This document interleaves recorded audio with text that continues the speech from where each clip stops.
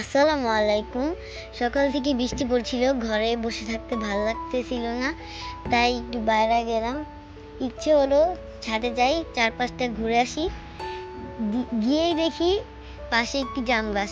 তবে ওটা আমাদের গাছ না, ওটা আমাদের বড় নানুদের গাছ। গাছ ভর্তি জাম পেকে বসে আছে, কিন্তু এখন জাম দেখে লোভ সামলাতে পারিনি, তাই খালামণিকে বললাম আমাকে জাম পেড়ে দাও। তো এখন খালামণি আমাকে জাম পেড়ে দিছে।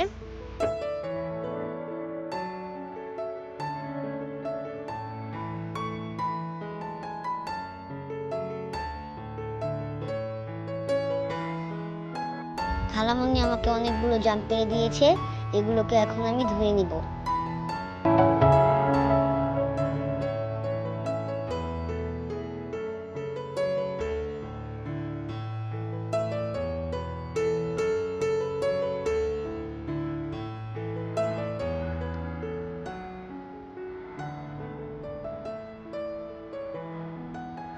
জামগুলো ধুয়ে নেওয়ার পর সামান্য লবণ এবং মরিচ দিয়ে ঝাঁকিয়ে নেব।